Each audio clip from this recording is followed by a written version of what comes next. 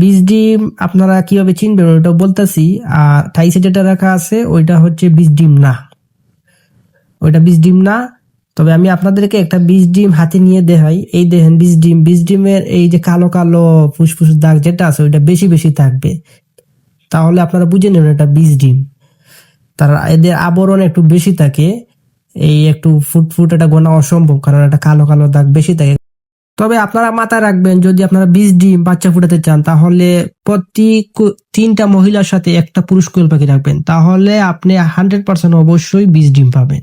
তো ঝুড়ির মধ্যে যেটা ওইটা সবগুলি বীজ ডিম, আর ওই যে টাইসের মধ্যে যেগুলো দেখতেছেন ওইটা বীজ ডিম না, ওইটা শুধু নর্মাল ডিম খাওয়ার উপযোগী। আর আপনারা একটা জিনিস মাথায় রাখবেন, বীজ ডিম যেটা ওইটার ফুটফুট বেশি থাকবে। ওই দেখেন ওইটার ফুটফুট একবারই কম, ওইটা গোনা যাবে। আর একটা আমি আপনাদের নিয়ে দেখাই, এ দেখেন এটার ফুটফুট একবারই কম, নাই বলে চলে, মানে গোনা যাবে। আর যেটা বীজ ডিম ওইটা কালো কালো আবরণ বেশি থাকবে, তাহলে বুঝে নেবেন ওইটা পুরুষ মহিলার মিশ্রিত। আবার আপনাদেরকে বুঝিয়ে দেওয়ার জন্য আর একটা সুন্দর আমি জিনিস নিয়ে আসছি, এটা হচ্ছে মিটার।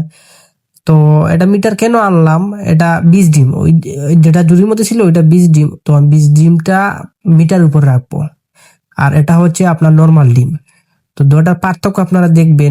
তো এবার আমরা নর্মাল ডিম এই মিটারের উপর রাখবো, দেখেন কত গ্রাম আসে, এই 9 গ্রাম আসছে। এবার আমরা বীজ ডিম নিব, ওইটা দেখেন মিটারের মধ্যে কত গ্রাম আসে, ওইটা 13 গ্রাম আসছে। তাহলে আমাদের 3 গ্রাম ডিফারেন্স। তাহলে প্রত্যেক বীজ ডিম যেটা আছে ওইটার নর্মাল ডিম থেকে 3 থেকে 2 গ্রাম একটু বেশি থাকে। এটাও আরেকটা আপনার টিপস আপনাদের বলে দিলাম।